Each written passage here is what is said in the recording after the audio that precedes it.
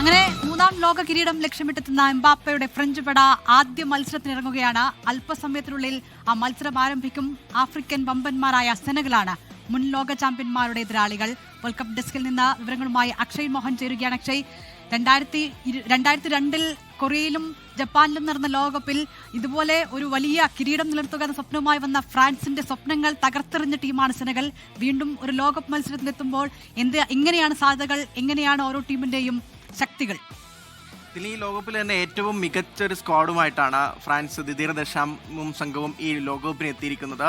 എല്ലാ ഡിപ്പാർട്ട്മെന്റിലും ഏറ്റവും കരുത്തുറ്റ താരങ്ങൾ അണിനിരത്തിയാണ് അദ്ദേഹം ഈ ടീമിനെയൊക്കെ പ്രഖ്യാപിച്ചിരിക്കുന്നത്. അതിന്റെ കരുത്ത് അവരുടെ ഡെപ്ത് അവരുടെ സ്ക്വാഡിലുണ്ട്.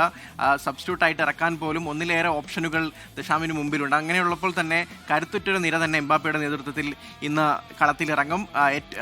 ഈ ലോകകപ്പിലെ ഏറ്റവും മികച്ച മുന്നേറ്റ നിര ഫ്രാൻസിന് സ്വന്തം ഡെംബലയും അതോടൊപ്പം എംബാപ്പയും ഉൾപ്പെടുന്ന മുന്നേറ്റ നിര, അതോടൊപ്പം അവരുടെ മധ്യനിര, കാന്റെ നേതൃത്വം നൽകുന്ന മധ്യനിര, അങ്ങനെ എല്ലാ ഡിപ്പാർട്ട്മെന്റും കരുത്തുറ്റ നിര തന്നെയാണ് ഫ്രാൻസ് ഇന്ന് ആദ്യ പോരിനിറങ്ങുന്നു. കഴിഞ്ഞ തവണ മെസ്സിക്കും അർജന്റീനയ്ക്കും മുന്നിൽ നഷ്ടപ്പെട്ട കിരീടം 2018 അവർ നേടിയ കിരീടം വീണ്ടും ഒരിക്കൽ കൂടി തിരിച്ച് ഫ്രാൻസിൽ എത്തിക്കാനുള്ള ശ്രമത്തിന്റെ ദൗത്യം ഇന്ന് അല്പസമയത്തുള്ളിൽ തന്നെ ദശാമും സംഘവും തുടങ്ങും.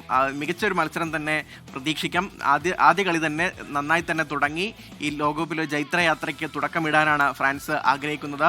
എതിരാളികൾ അത്ര നിസ്സാരക്കാരല്ല. സെനഗലാണ് ആഫ്രിക്കയിലെ കരുത്തുറ്റ ടീമാണ്.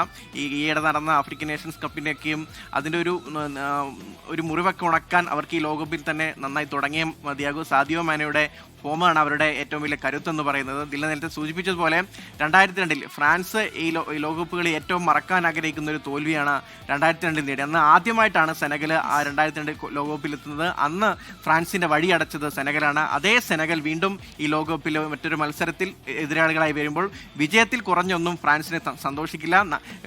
കരുത്തുറ്റ ഒരു വിജയം തന്നെയാണ് ഫ്രാൻസ് ആഗ്രഹിക്കുന്നത്. പക്ഷേ ഗ്രൂപ്പിൽ നിന്ന് മുന്നോട്ട് പോകണമെങ്കിൽ ഫ്രാൻസ് വലിയ വിജയം ആഗ്രഹിക്കുന്നുണ്ട്. കടലാസിലെ കണക്കിൽ ഫ്രാൻസ് തന്നെയാണ് മുമ്പിൽ. പക്ഷേ ഈ ലോകകപ്പിൽ ഇതുവരെ നടന്ന മത്സരങ്ങൾ നോക്കുമ്പോൾ ആർക്കും എന്തും സംഭവിക്കാം. ഒരു ദിവസം എങ്ങനെയും മത്സരം മാറാം എന്നതാണ് അതിന്റെ ചരിത്രം. പക്ഷെ കഴിഞ്ഞ തവണത്തെ ലോകകപ്പ് എടുക്കുകയാണെങ്കിൽ കയ്യെത്തു പിടിക്കുന്ന ദൂരത്താണ് ലോക കിരീടം ഫ്രാൻസ് നഷ്ടമായത്. അത് തിരിച്ചു പിടിക്കാനാണ് കിലിയൻ എംബാപ്പെ വീണ്ടും ഫ്രാൻസിനായി ബൂട്ടുകെട്ടുന്നത്. കഴിഞ്ഞ ലോകകപ്പ് ഫൈനലിലെ കണ്ണീരിന് മധുര പ്രതികാരം വീട്ടാൻ ഉറച്ചു തന്നെയാണ് ഫ്രഞ്ച് നായകൻ ഇത്തവണ ഇറങ്ങുന്നത്.